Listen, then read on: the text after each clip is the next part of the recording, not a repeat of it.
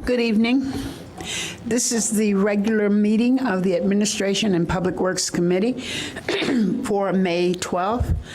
We have a quorum. May we have a motion for the approval of the minutes of the April 28th meeting? Second.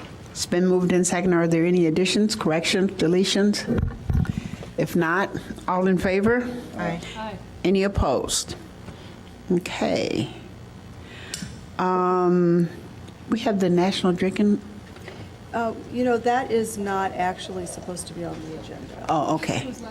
It was last meeting. Okay, fantastic, thank you.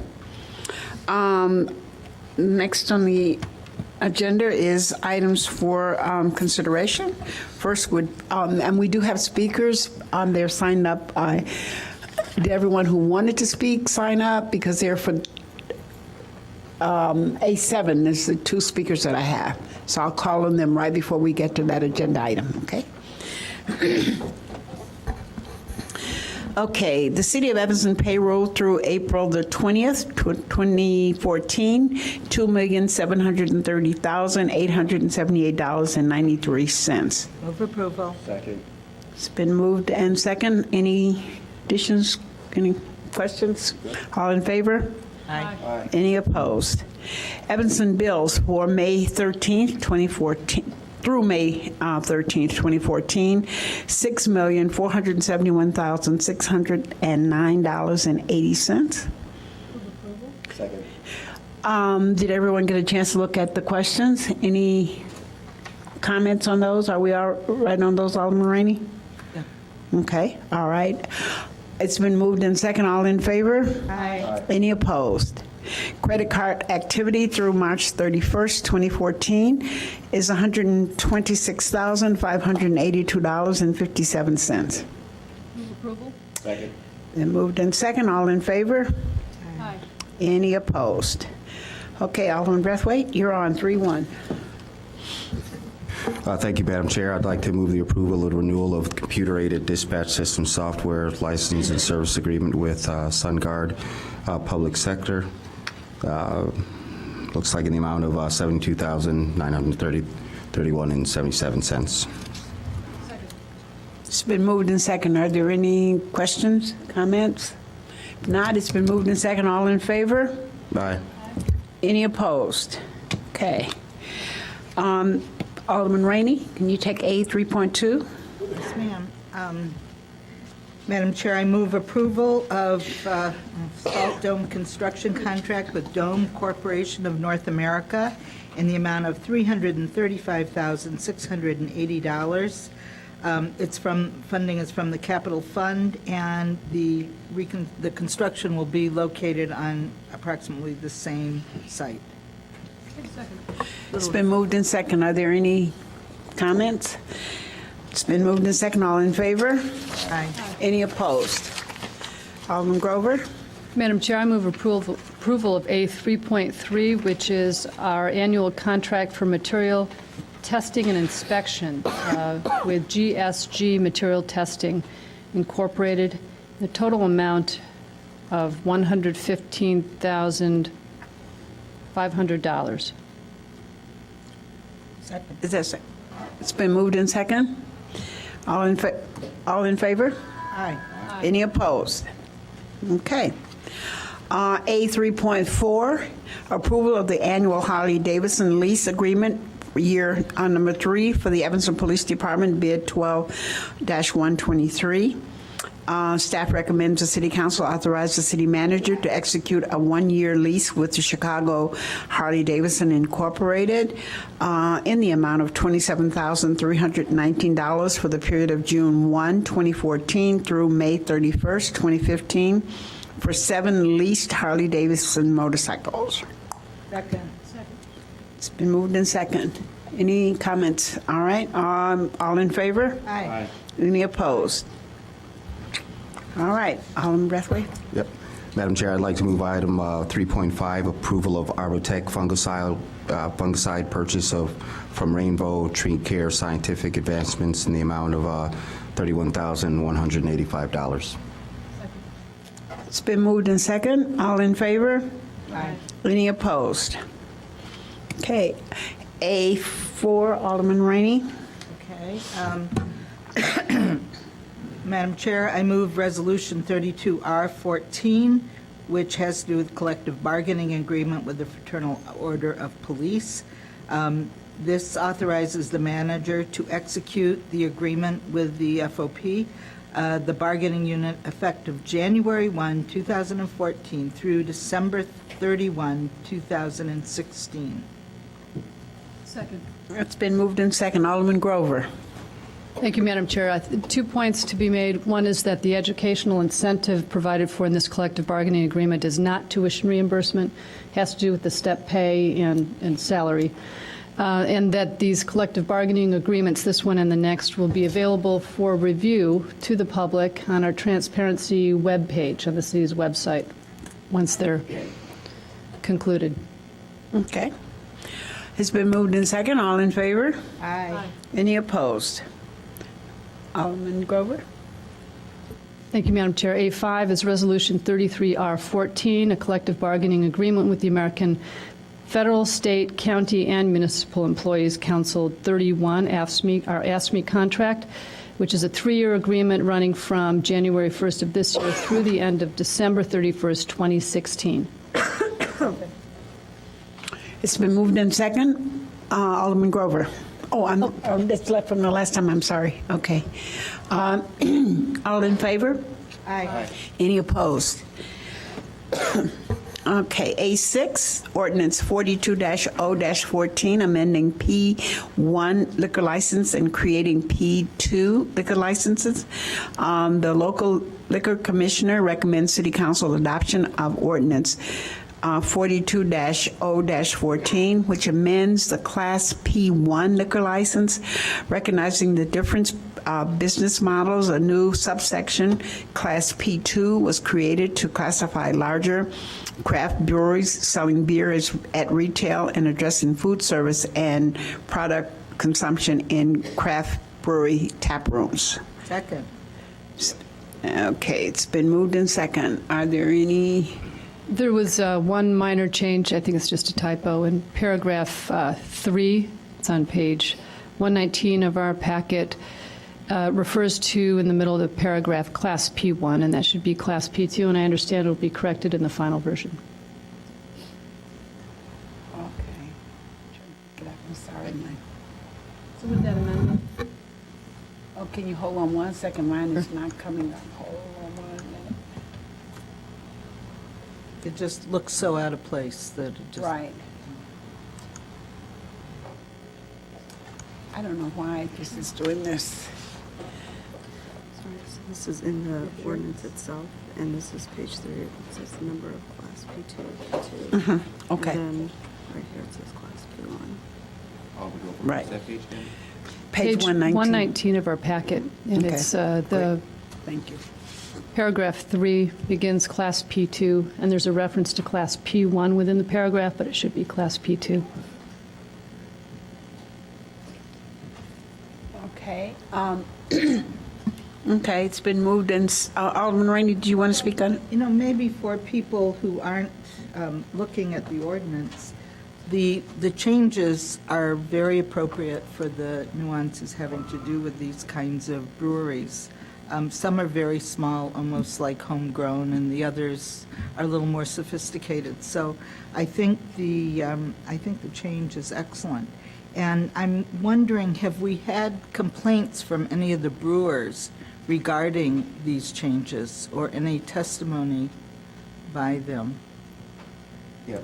I'm frantically looking for my because I had a note on that, and I remember having it, and for some reason or other, my AP and my Administration of Public Works, oh, here it is. I'm sorry. I found it. It just disappears, but that happens to me a lot.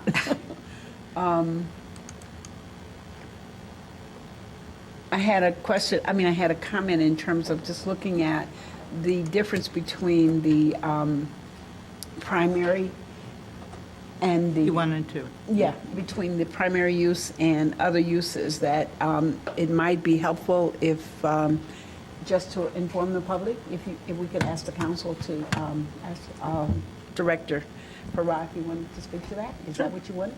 No, I was wondering if, no, I understand what it is. I'm just wondering if we had any feedback from brewers. Yeah. From And- people. And so, yeah, we had first I want to thank our legal staff and also the mayor. Temperance Brewery did come in, and there were some questions and some issues that needed to be clarified in the ordinance. And so I think over a period of 2 meetings, we were able to work through those details, thanks to the mayor and Mr. Farrar. Well, I thought the work done on this was excellent. Yeah, yeah. Credit our legal department. I hadn't gotten any feedback. Yeah. from- That's what happens when you try a new business model. You got to test drive it a little bit and then tweak it as we go along. So thank you again to Mr. Farrar. This is for introduction. Right. It's been moved in second. All in favor? Aye. Any opposed? Okay, A7, Alderman Breathwaite, before you take that, we have 2 speakers. Nikki Hiltwine, I think is I pronouncing it correctly, and Randall Huskins. Okay, so you'll come in that order. Would you state your name and your addresses, please?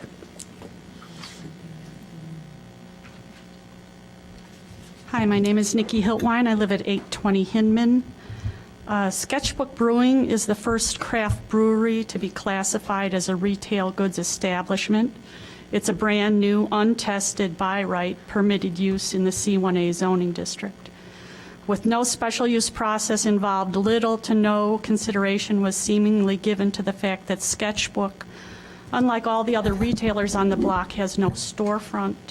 All public access to its space inside the back of the building will be through the alley. And I honestly don't know if people even realize that they didn't have a storefront. And actually, Alderman Nguyen, I hope you don't mind if I share it, in an email she said that she didn't realize it. No regard was also given to the fact that there's a residential zoning district that shares the alley with this C1A district and property. And I would have appreciated the opportunity to share my PowerPoint presentation you with this evening. A picture is truly worth 1,000 words, and I'm sorry the time was so short that I couldn't do it. Had I known, I could have spent the time on this speech instead.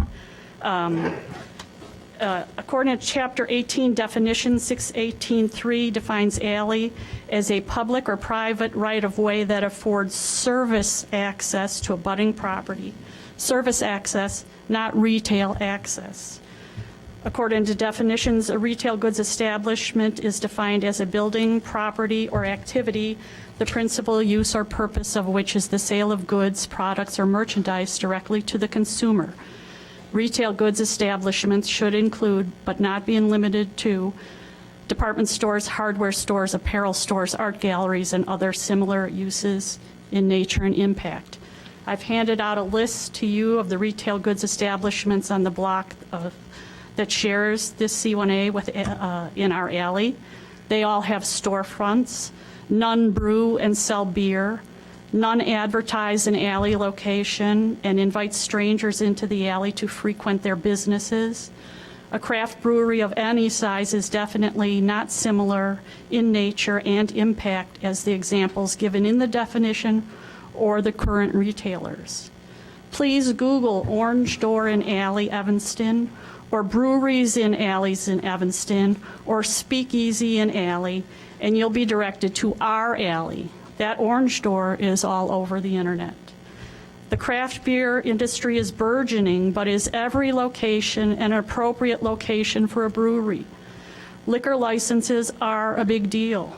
I believe that the special use process would ensure that site-specific conditions, such as not having a storefront, are given the attention that they deserve and protect residential neighborhoods that adjoin business and commercial districts. If there is to be no definition of a nano brewery like Sketchbook, then have them all considered to be micro breweries, which you'll be considering at P&D this evening.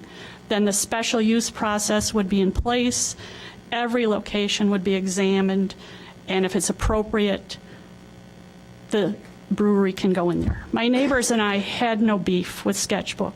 Mr. Marone, is a very nice man. We would like their customers to go in and out a front door, onto the sidewalk, onto the street. And I've been following Yo Fresh Yogurt, 635 Chicago Avenue, in a strip mall that has the Walgreens, 2 blocks south of my alley. They're a type 2 restaurant, a special use. So they had to go to site plan and appearance review. They had to go to the zoning board of appeals. There were a whole lot of opportunities for citizens to engage and to point things out. And they had plats of survey, and maybe someone would realize maybe that's not a good place for that to be. And also there was notice involved. I didn't know about Sketchbook until it showed up on your agenda in April, was it? And I was busy looking for developments at 835 Chicago Avenue. And then I went, oh, what is this?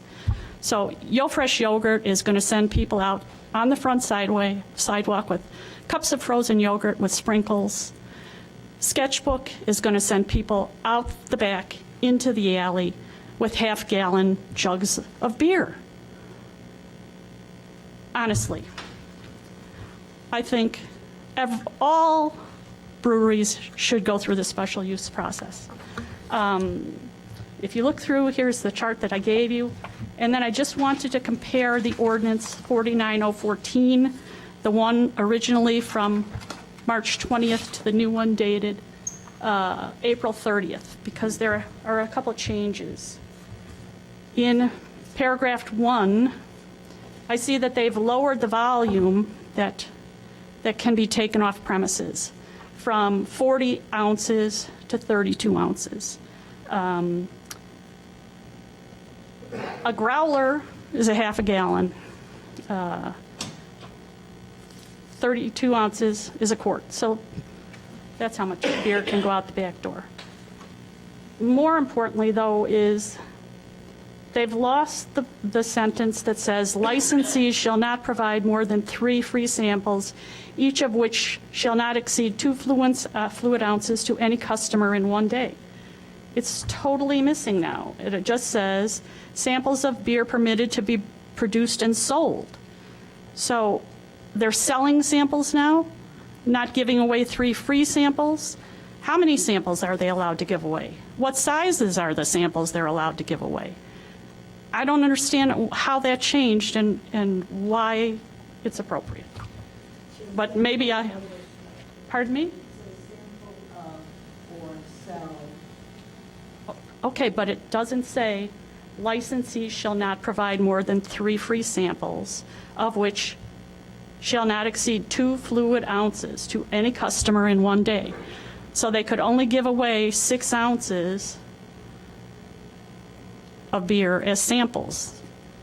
So to me, this says that's done away with, and now they can sell samples instead, and there's no limit given as to how many samples they can sell. Unless I'm misinterpreting it, but I don't. The wording is not there. So if you compare it to the original date. Could we just stop for a minute? Sure. And get clarification thus far? Sure. Okay. Madam Chair, could we? Yes, Director Parab, would you? Yes. Madam Chair, members of the committee, Grant Farrar, Corporation Counsel, in further consideration in meetings with the prospective licensees relative to these licenses, the decision was made to propose that there would be no hard cap relative to sampling or retail sale. So the sample sizes pursuant to the Illinois Liquor Control Commission have to be 2 ounces, but there's no hard cap. However, the Bassett regulations relative to overservice still apply, so that was one of the salient factors that was also considered overall. The simple language means that there can be no overserving, and that strict liability relative to every licensee applies to either sampling or retail sale. You can't overserve. If you overserve, you're liable. But are the samples for sale? No. Samples are not for sale. We did not make any distinction now, given that there's no limit. They can either be for. I'm not going to support this then, if that's the case. We need to put a lid on the samples. We need to say you cannot sell the samples, because there's no reason for somebody not to go in and have 10 2-ounce samples, you know, and pay a minimal amount. That's not what, that shouldn't be a P1. Shouldn't be a P1. Those were issues that are raised, and that's a valid issue, Alderman Rainey. So the law department awaits further direction on that point. I am glad Nikki brought this to our attention because I misread this. I thought, you know, I didn't see a lid on samples, but it did not occur to me that that phrase meant you could sell samples. So I don't think we should do that. Otherwise, I want them to have a full complement of food available, food trucks, et cetera, and I think we should eliminate, these people cannot apply for P1. They're going to be applying for P2 if they're going to have unlimited samples that they're going to charge for. That doesn't make any sense to me. I mean, I love this concept, the P1 concept, but now it's not what I thought it was, so. I'm not so concerned about the alley presence. We have a distillery, basically in an alley. I mean, it has no front. It's a special use. It has no frontage. I don't care. It backs up to the CTA tracks. Well, you know, it's still Okay, but it has no- still is a special use. That's all I was it's asking, still- a special use and process. I think we can't impose special, we can't change the rules on this one, but I think your point is well taken. Going forward, we might consider special use in other cases. No offense, But we're that not doesn't help gonna me at all. We're not going to, we can't change the rules in the middle of this, you know, Why not? because it's in the pipeline. It's like, no, I mean, they've been presented to us. I wouldn't vote to change the rules in this case. I have another light. Alderman Breathwaite. Thank you, Madam Chair. I was just curious, is the business owner here? Yes, sir. Would it be all right if he just takes a minute maybe to talk a little bit about your business and what your plans are? I don't need you to refute everything you just heard, but just so I have a good idea of how you're going to be operating your business, sir. Thank you. Okay. I'm sorry, were you finished? No, I wasn't finished. Okay, well, let's just wait. Let her finish. Okay. But we'll have to speed it up a little bit now. Okay. Also changed, they expanded the hours. Now they can be open from 10 till midnight, Monday through Thursday, 10 till 1 a.m. Friday and Saturday, noon till midnight on Sundays. If you compare those to the retail goods establishments, if that's what you are going to call a nano brewery, please compare it to the other retail establishments that are currently in our C1A district. I actually guess that was about it. I totally support the microbrewery thing, and I wish we could consider them a microbrewery.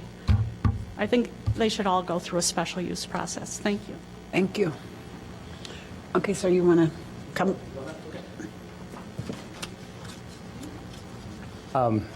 My name is Cesar Mayer, and I'm one of the co-founders of Sketchbook Brewing Company. So I'll just explain, we'll take a minute or so to explain what the business model is.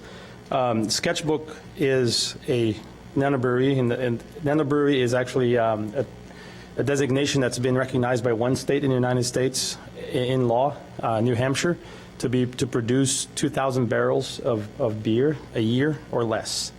Anybody above that would be a microbrewery. They can go all the way up to 60,000 barrels a year, such like Temperance or Half Acre in the city and some others. Our intention, our business model is basically to only to produce and only sell for take home. As Nikki mentioned, the growlers and the half growlers are 32 ounces, which are permitted by the state to be sold and sealed.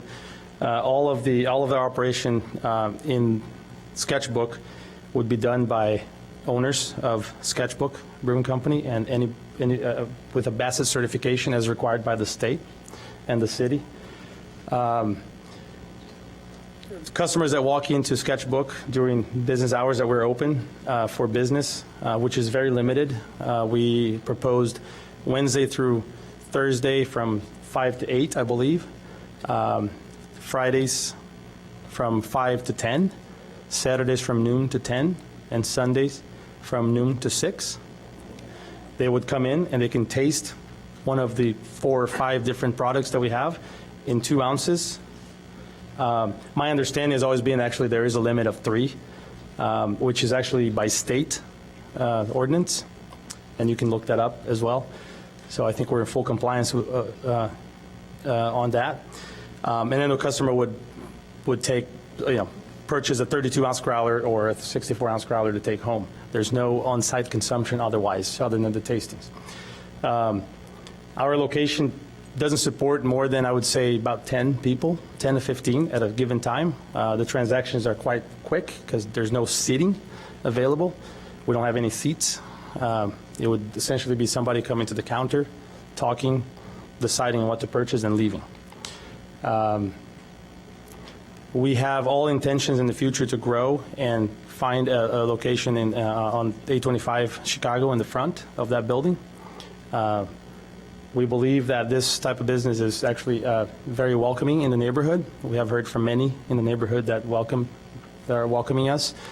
And that's, if there are any questions, it's a lot easier when there are questions, but that's essentially what we're We going have to be doing. questions. Yes. Alderman Rainey? Are you selling the samples? No, there's no intention of selling any of the 3 samples. Why is this in here?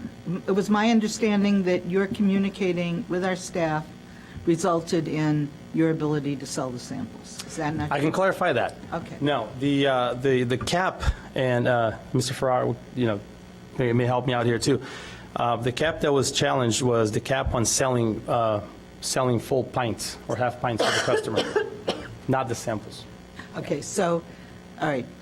So I'm going to make a bunch of amendments to this, but not now. Okay, all right, that's So fine, yeah. You're going to stick to there evidently, I mean, I read 3 sample, 2 ounce, 3 2 ounces. I think that goes for the And I think you wine had to put that in sampling there. also.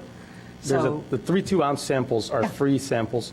When you read, I think the previous P1 read that you could sell in a configuration no more than 16 ounces. For example, if you go to a restaurant in town that does flights, those are different than, the word sampling may actually be confusing.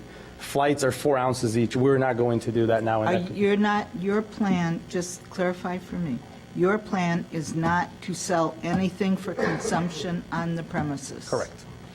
But to serve samples on the premises so that people know what they're buying when they buy a quart or a growler? Absolutely right. That's what, okay. Okay. That's what I thought too. Okay. All right, thank you. All right, any other questions? Not yet. I don't see any other lights. We have one other speaker? Oh, I'm sorry. Yeah. My name is Randall Huskins. I live at 824 Hinman Avenue.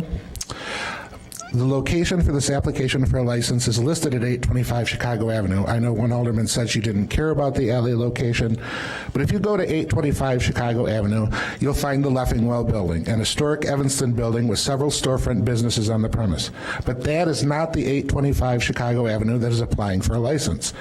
To get to that 825 Chicago Avenue, you must head half a block north or south, either to Kedzie or Main Street, turn east, go halfway down that block, and turn into the alley.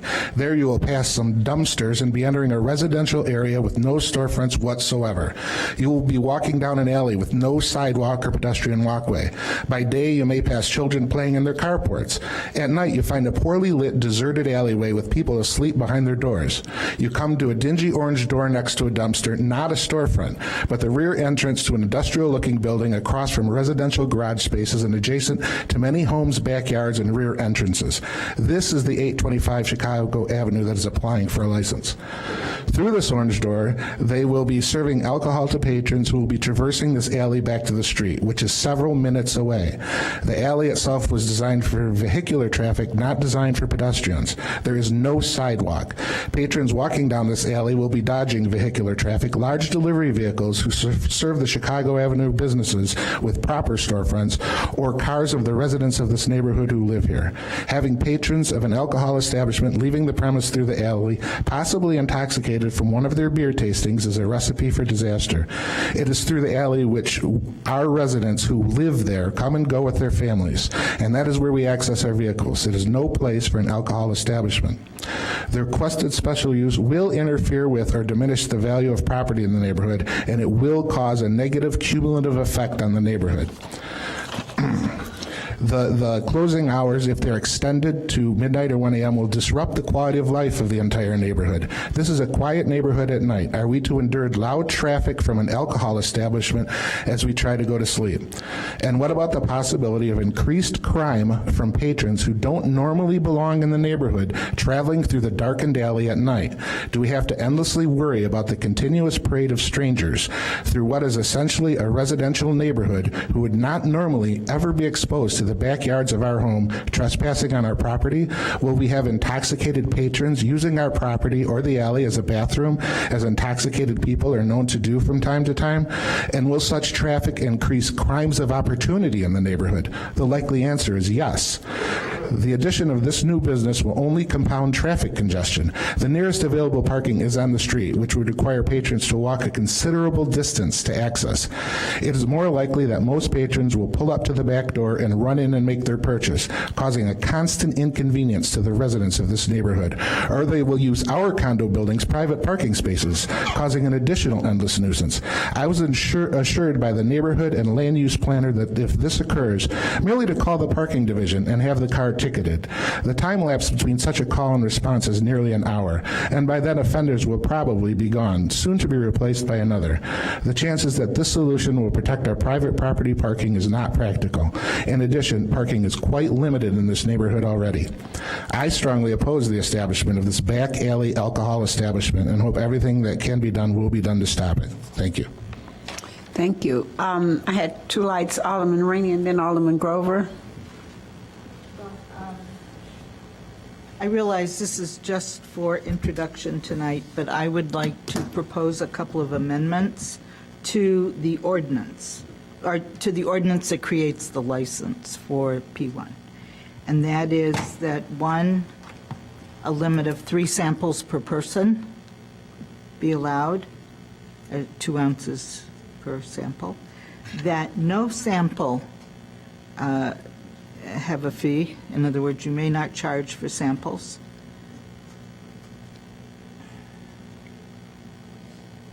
And those are my 2 concerns. Could, on the limit of the 2 ounces, I believe I heard the gentleman say this is by state law. Could that be referred to? I'm looking at it. I'm trying to find it in the liquor Oh, code. okay. All If it exists there, we'll track state law. All right, great. I mean, And it's as long as not we vote it. urgent for introducing it, Right. but for our next meeting when it comes back, I would like to see that. And Okay. also, I would like to make a reference to the Plan Commission that microbreweries and nanobreweries be special use in any district. Well, maybe not in M, or, you know, they need to reconsider this, especially in B and C and any district that adjoins a residential neighborhood. Okay. So that reference, okay. Alderman Grover and then Alderman Brathwaite. Thank you, Madam Chair. I just want to make sure as to the agenda item, which is issuance of the license, in this case, that the license itself conforms to what the applicant is seeking. And there seems to be some differences about the hours and the understanding about the sampling, the limit on the number of samples. So perhaps we could also make those changes in the actual license we'd be issuing to Sketchbook. I see this as a startup business that's, we hope, not going to be there long, but it will be there long enough to establish a clientele and get good at its brewing, and then move to a larger space and a storefront space and become a different kind of presence. Well, yeah, and I think that you're comparing apples and oranges if you compare the businesses that are listed here and this new business. I mean, so the hours normally just would not be the same. I would not expect the hours to be the same, but. And then I think we are looking at amending our zoning ordinance as to microbreweries at Planning and Development, the next committee. Isn't that on our agenda? I think so. Yeah. Alderman Brathwaite? To align it with the Class P1 liquor license. Well, I just have a quick 2-part question. One's for the business owner. And so my first question is, you started to make a distinction between the flights and the samplings. And I'm just trying to understand, because if I go to a restaurant or bar and I see a beer, I'll ask just for a taste. Is that what you're looking to legislate, or are you being, I'm looking to legislate a limit on the number of servings an individual can get that are defined as tastings, and that would be 3 tastings of 2 ounces each. okay, or less, I guess? Or none. Yeah, okay. But I mean, a limit, maximum of that. okay. And that there be no charge for those tastings. Okay. So are we talking a swig of beer or a flight of beer? Because I was, We're talking a 2-ounce tasting of Okay. any beer they want. okay. How many beers are there going to be 5. offered? He's 5. And so you're 4, saying only 3. How many? That's right. How many? Yes, what? 4 to 6. Oh, maybe Well, so 10 if to you have 12? that, you I can mean, have I the don't whole know. It keeps 8 ounces changing. before you know it.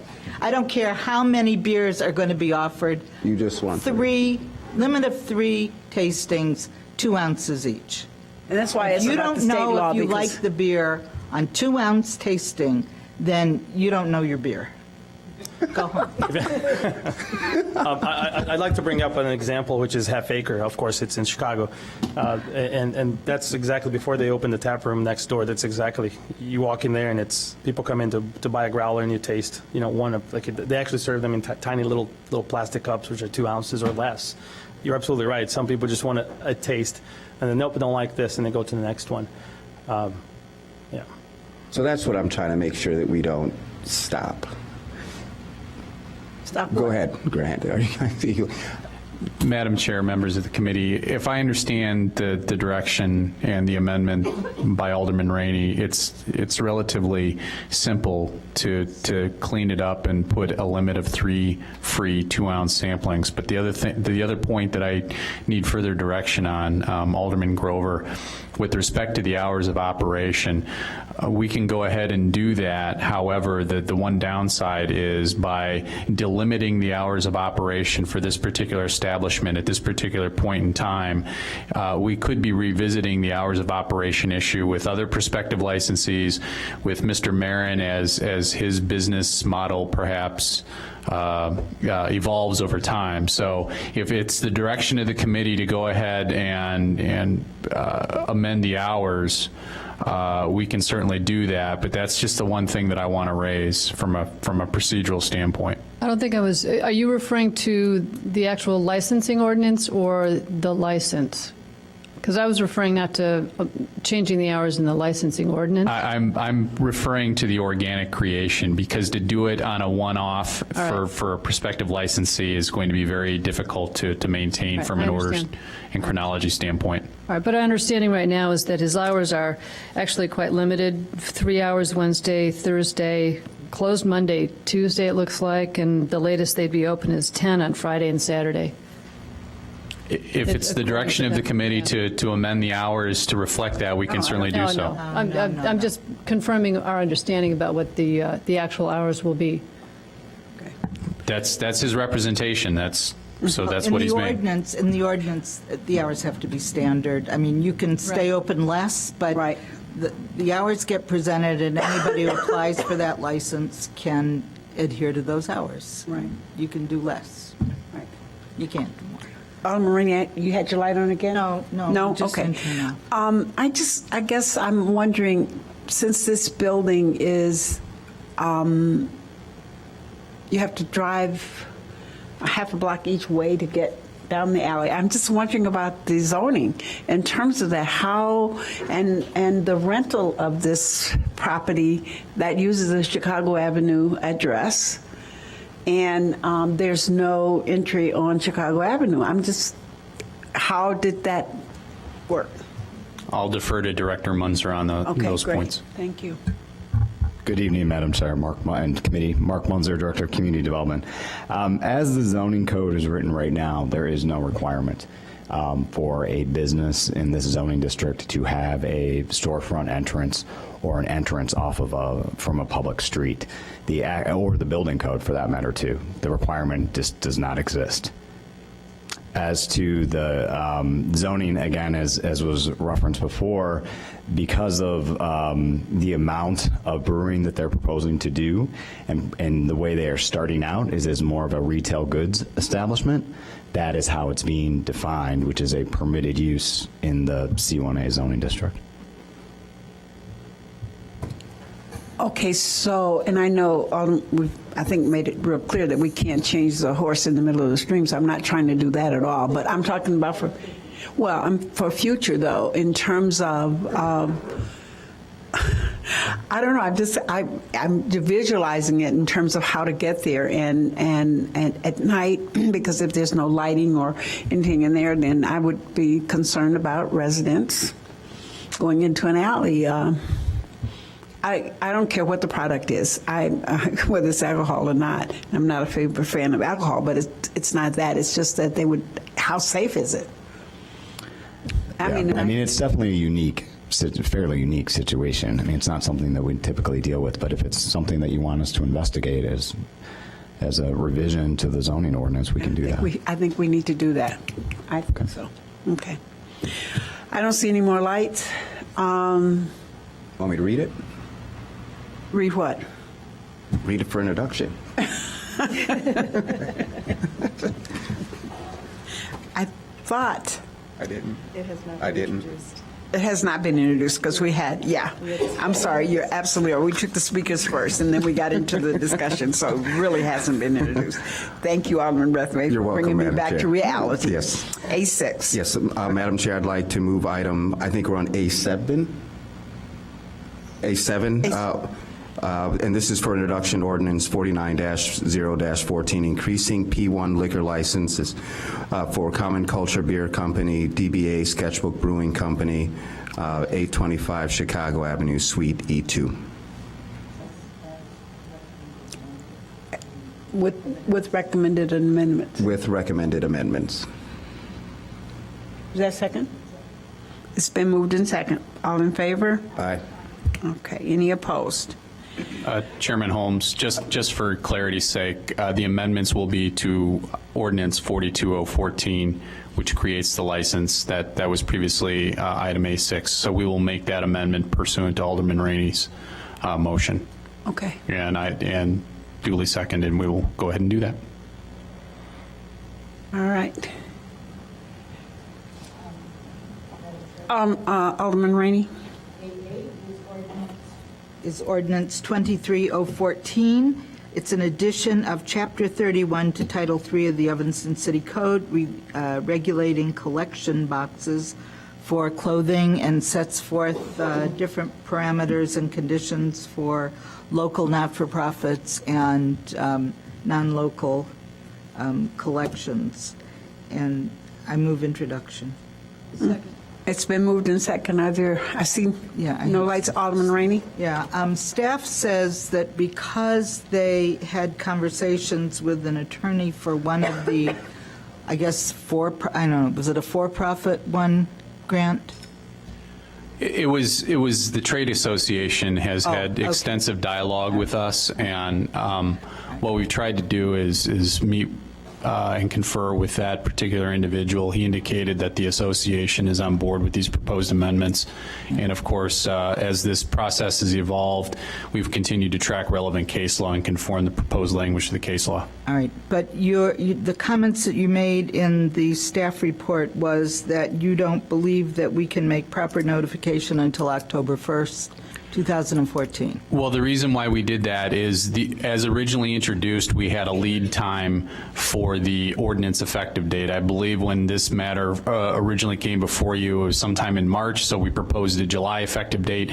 We're just simply trying to conform to the expressed will and wishes of the committee to have have a lead-in date for the effective date.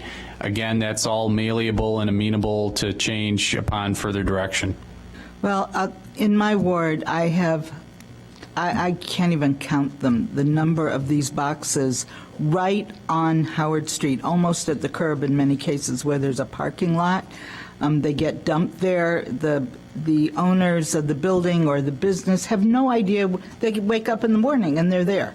And then what happens is people rummage through them, they pull stuff out, people show up, there's an empty box, and they leave their stuff outside. I mean, it's the worst mess ever. So I don't know if all the regulations have to be imposed at the same time, but I would like some relief for the people in the south end of town and other places where these bags of clothing end up strewn all over. And is there anything we can do about that? I mean, I am not about to ask the businesses that exist next to them to go out and pick the stuff up and, clean up the mess. And I don't want our city staff doing it either.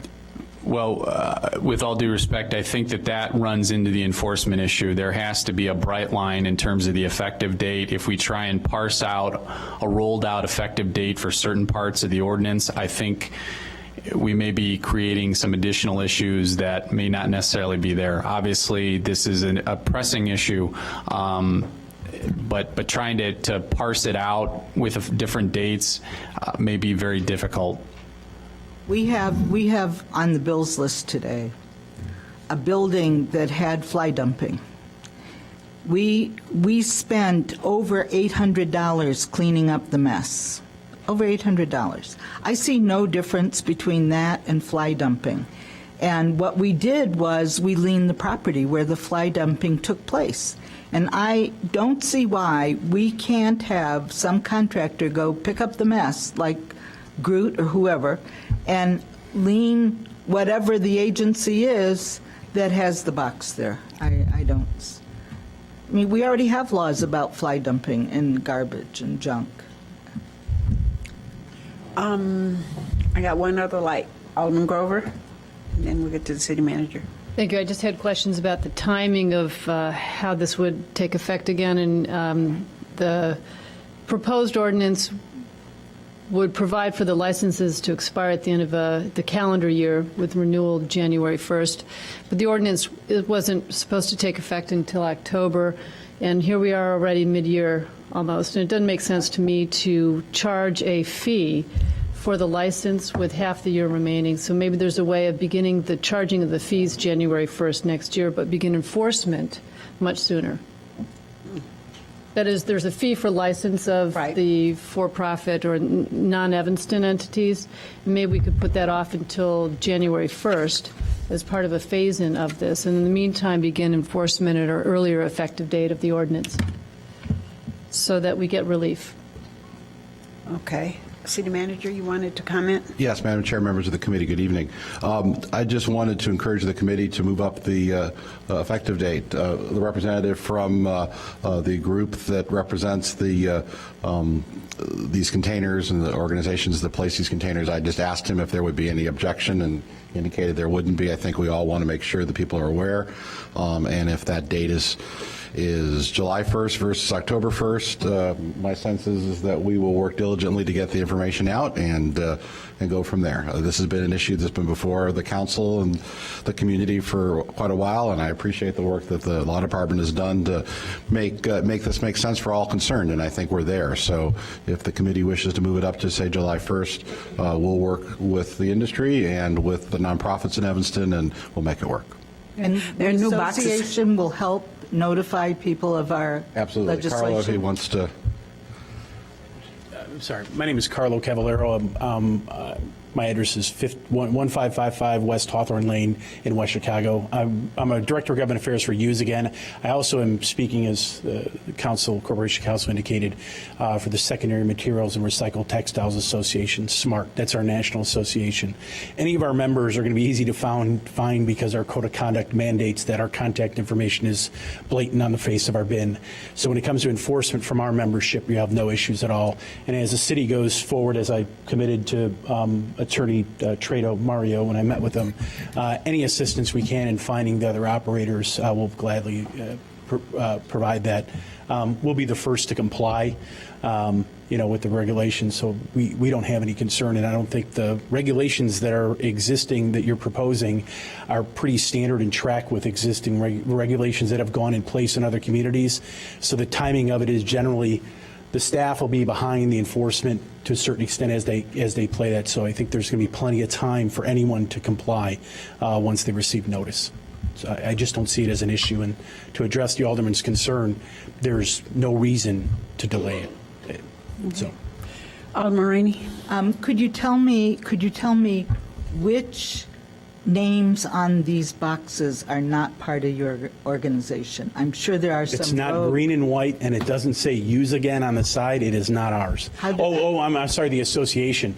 I don't think, I'd have to check. I'm sorry, I did not survey the town for all the operators that are here.